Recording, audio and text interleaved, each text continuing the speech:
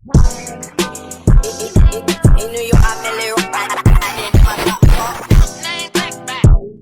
guys ya, selamat datang di Alekun Channel. Jadi video kali ini saya pengen ngebahas tentang gaji perhotelan di Jepang.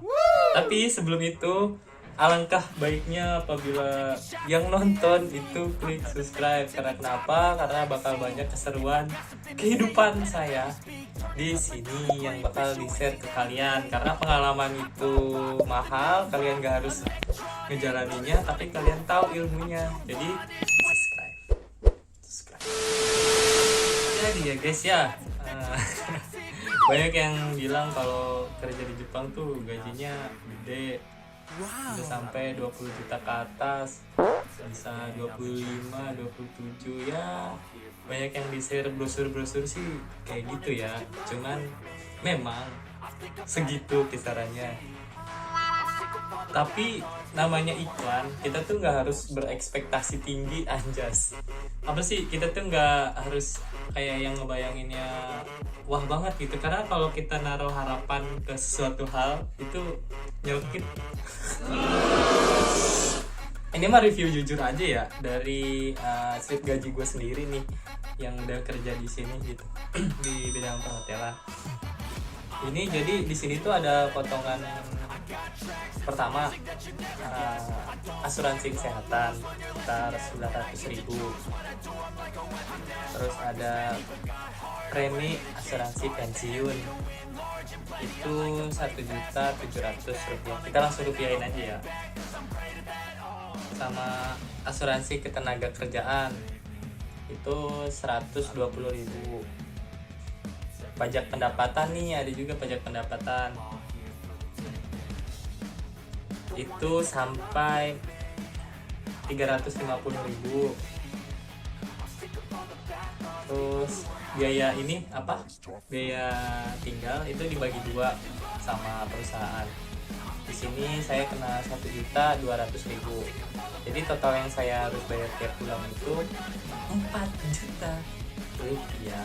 Wow. Jadi kalau misalkan gajinya 20, berarti kita menerima 16. Tapi ya sekarang umumnya di Jepang itu UMR-nya itu kalau misalnya dibuletin ya, maksudnya buletin pas gitulah.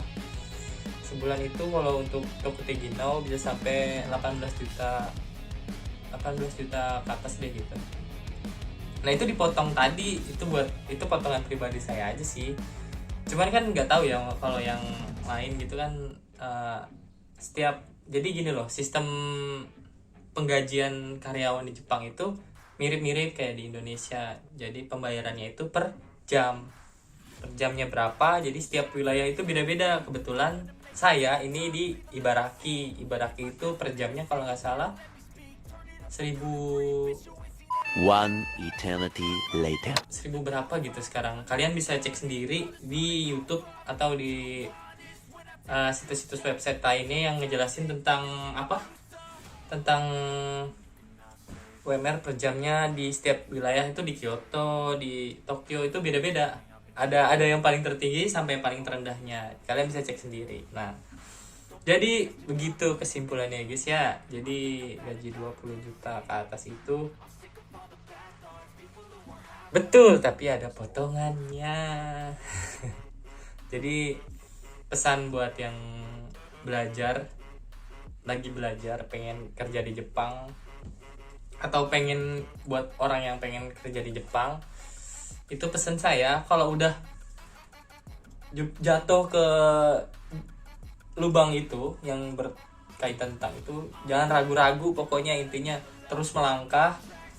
Sekalian kalaupun misalkan ada yang gagal di tesnya, itu udah hajar lagi terus. Pokoknya kalau udah nyebur jangan nanggung-nanggung gitu.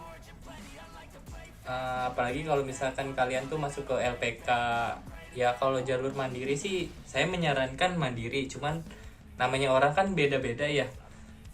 Pembelajarannya ada yang masuk diajarin guru gitu, diajarin sensei, ada yang masuk belajar sendiri. Cuman kan kita gimana ya, jadi orang tuh kadang malas gitu buka buku. Nah, jadi saya pengen nyaranin ke kalian itu pilih LPK yang sudah memberangkatkan siswanya. Dan plus lagi saya menyarankan pada kalian pilih LPK yang sudah SO. SO itu apa? Kalian bisa cek sendiri. Ya, saya nggak bisa ngejelasin secara detailnya ya. Jadi pokoknya itu tuh udah pasti ngeberangkatin kalian. Tapi ada dana yang harus kalian lunasin di awal-awal kalian proses di Jepang gitu. Ya, begitulah banyak bidang perusahaan ya di Indonesia. Sampai banyak yang memberangkatin juga gitu. Banyak sih nama-nama LPK besar di Indonesia, kalian bisa cek sendiri pokoknya. LPK, Lembaga Pendidikan Kerja. Gitu ya? Apa gitu gak sih? A few moments later. Nah guys ya, gitu aja seputar gaji di perhotelan. Terima kasih buat yang sudah menonton. Jangan lupa klik subscribe. Mata nih.